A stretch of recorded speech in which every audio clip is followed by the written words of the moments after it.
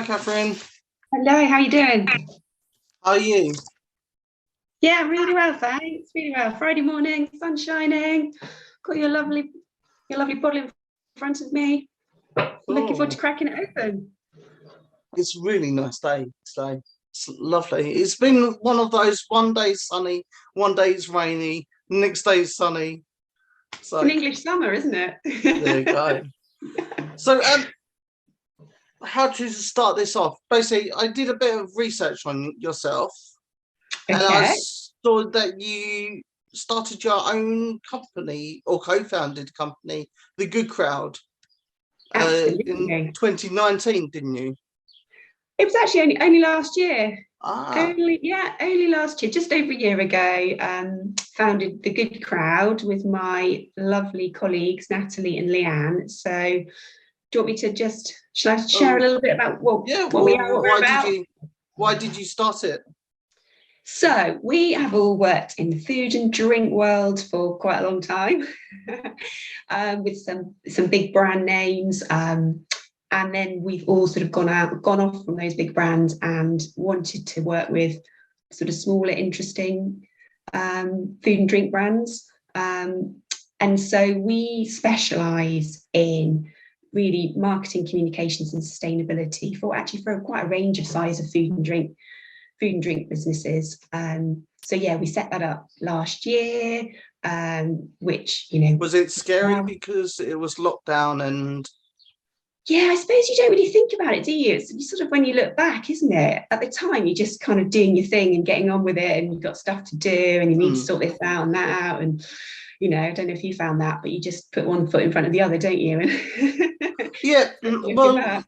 when I started this was before all this happened, so the plans were in progress Right, and before COVID. So it was that, but then the main bulk of it was during COVID. But I just felt it gave me extra time to just tinker with things yeah, and yeah, make sure that I'm happy with what I'm doing. So fantastic. Yeah, I mean, I yeah, think for us, it just the whole like Zoom thing like this, it just gave us much more opportunity to talk to loads of different people that we probably wouldn't have, before the whole Zoom culture came in. Or we'd have had to have spent loads of time going face to face here, there, and everywhere. And we just had a lovely time just connecting and talking and learning. So there's so many like webinars to go to and mm. places to, catch up with people for an hour or so, virtual coffees and all the rest of it. But I guess to some extent it brought sort of some opportunities that perhaps wouldn't have been there had it not been for COVID. So what were your like initial thoughts when I approached you to do this on the product, or have you got any preconceived ideas on the product or the brand? Yeah, no, well, I hadn't come across you yet, so it was great to meet, to hear about you, and obviously looked up the product. I mean, I'm always quite intrigued because we do quite a lot of work now with no alcohol or low alcohol brands. It's obviously quite a big growing thing, which is really interesting. I live out in the sticks, so unfortunately driving is a thing you just have to do, and Mm.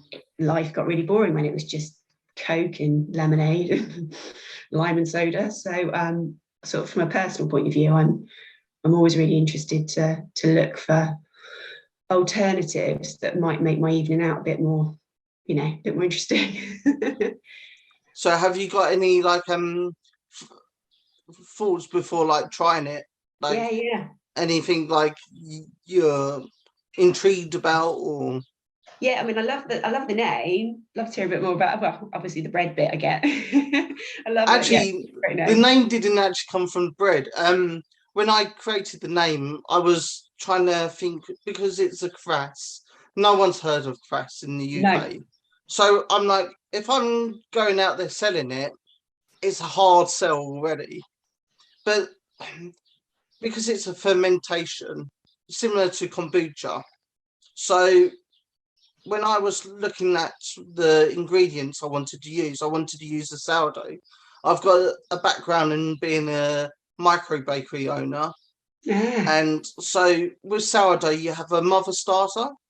yeah, So on another that's called our leaven or the mother starter. So I was like, okay, it's similar to sourdough, it's a fermentation. And then what came to my mind was kvass is similar to kombucha and kefir, but it's different. So the term brother from another mother, it came to mind. So nice. we're like, we're the same, sort of same as kombucha and kefir, but we're different. So that term came to mind, and then I thought, okay, that's quite urban-y way of saying it. And then I went to Urban Dictionary, typed in brother, and the name Brethren came up, and I was like, perfect.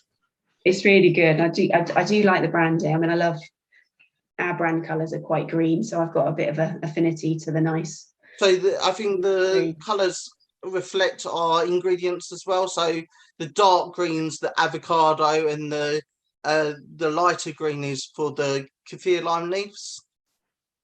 Yeah, makes sense. And then the arms, like, sort of has a nod to my baking background. So when you're kneading dough. I got it. I wondered about that. Or because we've created this over the COVID times, it's like the fist pump instead of the handshake. Yeah. I love the thinking you've done on this. It's really great. You're a creative man, aren't you? Well, I have a bit of help. I'm not going to take all the credit. Okay. So do you want to crack the should I crack it open? Yes, I was quite excited when it turned up in the post. Brilliant, loved it. In fact, my husband and I shared one the other night, so thanks.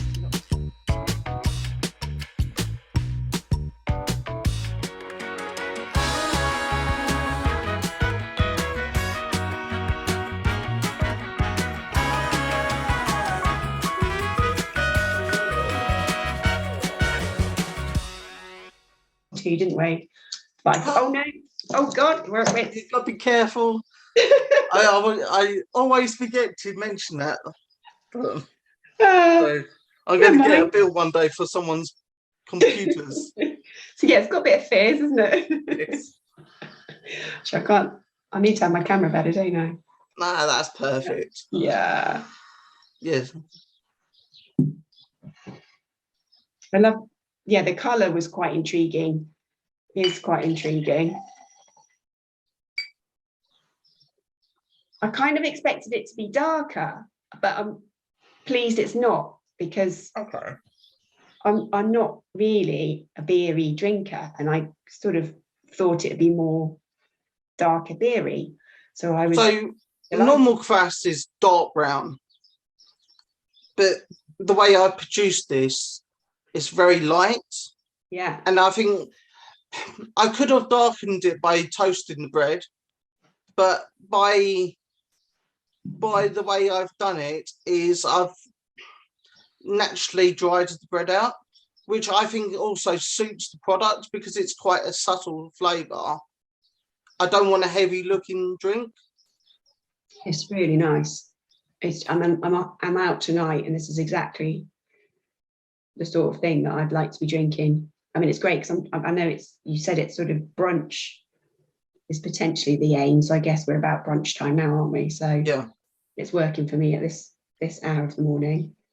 So is there any particular flavours you're getting? I'm getting I'm almost sort of elderflowery somehow. I mean, it's probably just because of the colour and You know what, it's strange. Every time I do these chats, the word elderflower always comes up. But very different. I'm getting the sort of yeastiness. I'm getting almost a bit sort of slightly herbally. So it's quite interesting, which is absolutely what I'm looking for of a drink of whatever time of day, is something that's just a bit more complex and interesting. I'm just thinking about the sort of avocado lime. So yeah.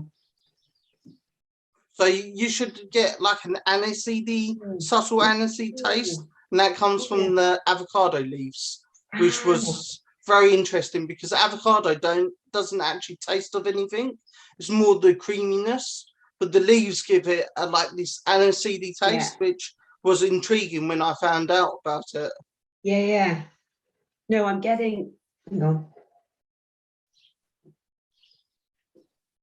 Yeah, I'm now you've said it, I'm getting this sort of, slight aniseedy, quite a tiny bit sort of bitter, which I like. And because I was interested to read as well that I hadn't thought about the fact that the leaves are obviously a waste. Yes. Avocado leaves are a waste product, so that's great. So the whole waste bread, wasted leaves is really nice. And it was really interesting because I had to really think about this in terms of sustainability. Mm-hmm. And avocados are the most unsustainable product. Absolutely. Because of the water to produce it. Yeah. But I really wanted this flavor profile from it.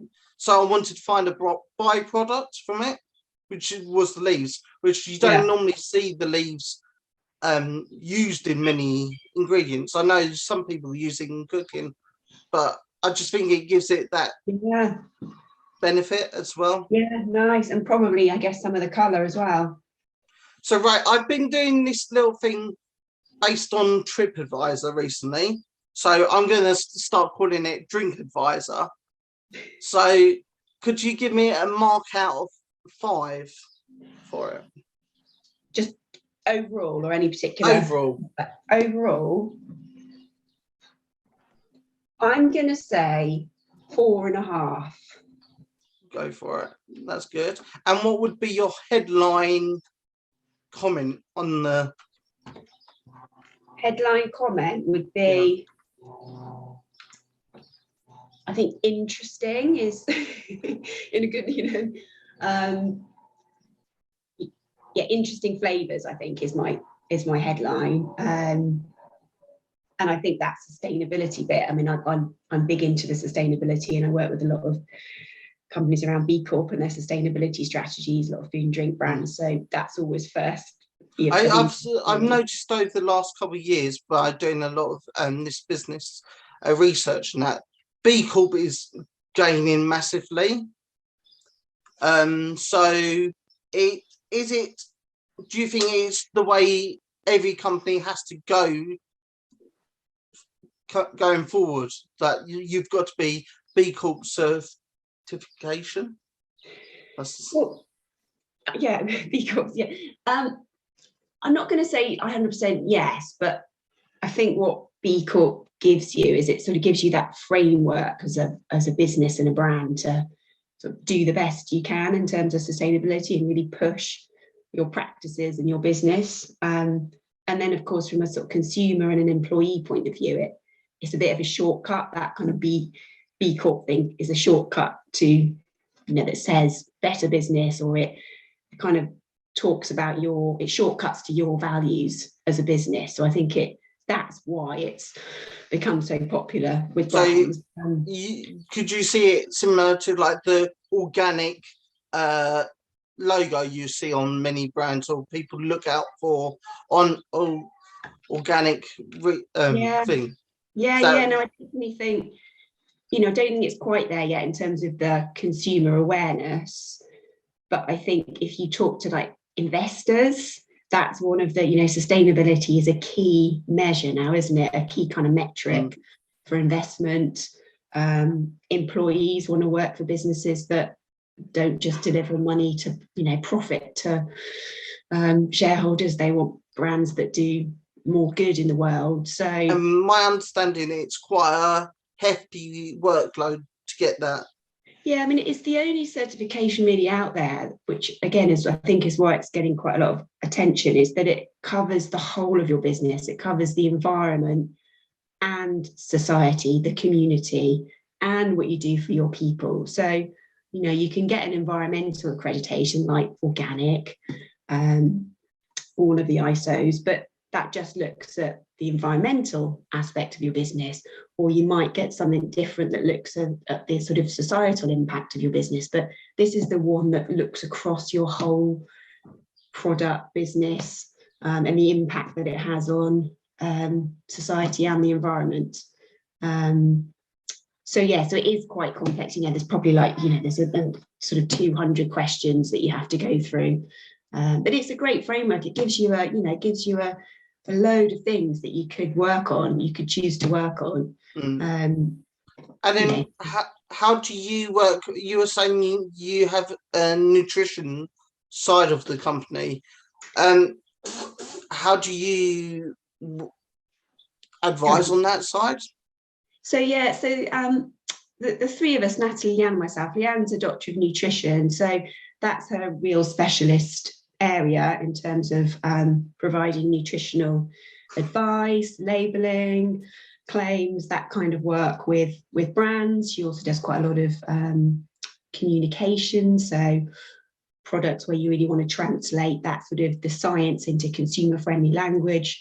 We do quite a lot of work there. So it's quite broad. What we do is quite broad. Natalie, her background is really marketing and brand management. So communication is really important. So a lot of brands now, I've noticed, focus on protein at the moment. That's like absolutely, everywhere it has to have a certain amount of protein. And is that just a phase, or I think there's an element. I mean, is it a marketing? Like I know there's certain parts to brands where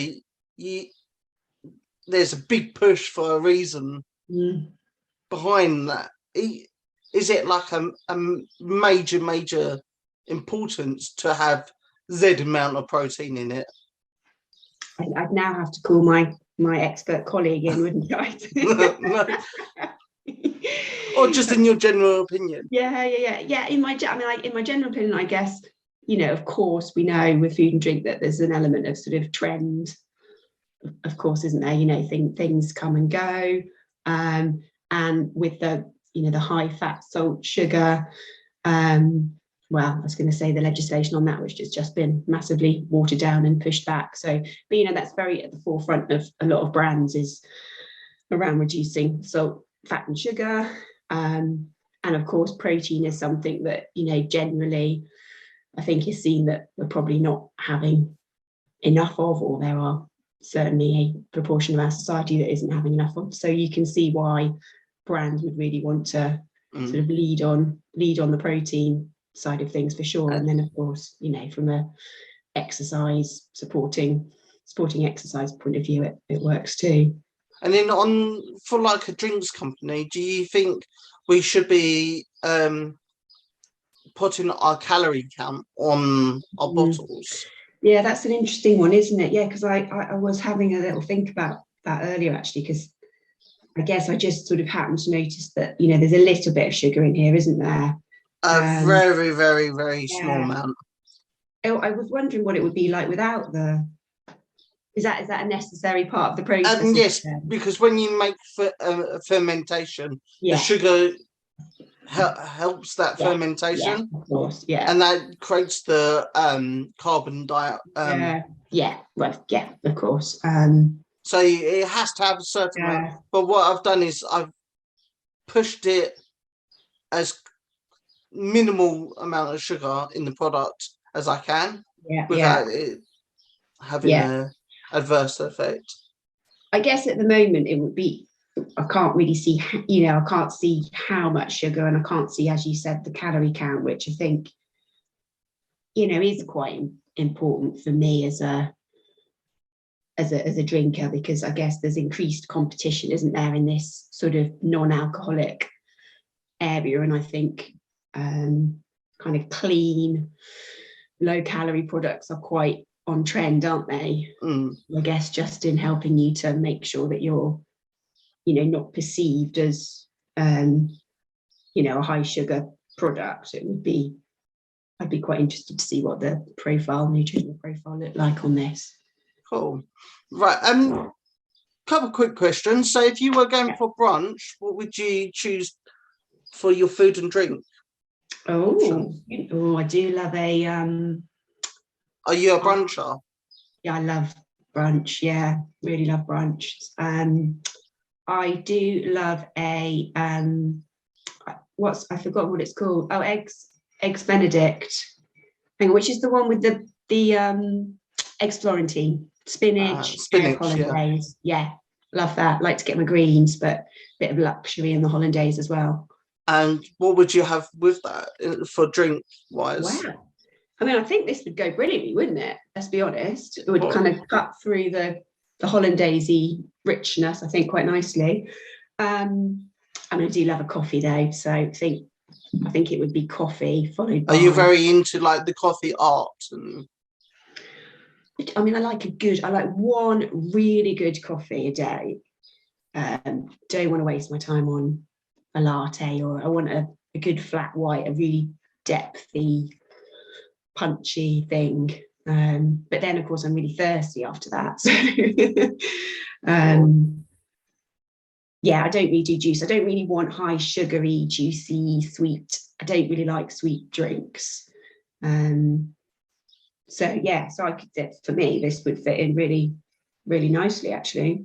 And we redefined the term IPA. So instead of it being an Indian Pale Ale, we push it as an ideal plausible alternative. Oh. So we're redefining the meaning of the name, use of the word. So if you had the choice to redefine anything, what would you redefine? So I think, I mean, it's a nice surprise, but because of the colour of the bottle, I think I was expecting darker, beerier, and I don't really do beer, so I was a little bit like, ooh, how's this going to go? So I'm delighted, but because I couldn't see the colour of it, I had a perception that it was something that it isn't. So if you chose anything in the world to redefine... Oh, sorry, I thought you meant... No, don't... Oh gosh, anything in the world to redefine. Wow, I have to say it's got to be the environmental situation without getting too heavy, because it is a bit heavy, isn't it, at the minute, and a bit depressing. But I would redefine the way we grow food, basically the way we farm, and I would and our addiction to chemical fertilizers and pesticides. So I'd go down the organic route. Brilliant. And what do you think our main USP is for our drink? Right, your main USP. Well, I think I mean, there's a few. I think I don't know if I can choose the main, but I think the waste product thing is really great. And I think this, how do you say it? Kvass, yeah. So that's just new and different, isn't it? Something interesting. So I think, and that bacteria and the whole kind of kombucha thing. So I think that do planet good, do you good sort of thing, I think takes it from, means you will stand out in a crowd from just an interesting low alcoholic or soft drink. Cool. And your ace name, I think. Yeah. Brill. Well, thank you. No props. Thank you. Lovely. It's great to get some nice work in the post, keep my week interesting. Yeah, I'm really enjoying this. It's scary when I'm face to face when people are trying it. So it's not always going to go as pleasant as today. But then I think that keeps me on my toes, and also I find it interesting to see how everyone has their own perception of whatever our drink comes across. So it's great research, isn't it? Yeah, no, thanks so much. And I'll I think you're at the Bread and Jam, are you? You're off to the Bread and Jam festival? Yes, we're going to be at the Bread and Jam festival. So yeah, it's exciting. I'm really looking. It'll be the first time I've been there. So yeah, great. Yeah, I will. I'm sure if we bump into each other, we'll say hi. Yeah, absolutely. Brilliant. Nice one. Have a great rest of the day, and thank you for trying. And you, no problem. Cheers, Kevin. Good luck with it all. Bye.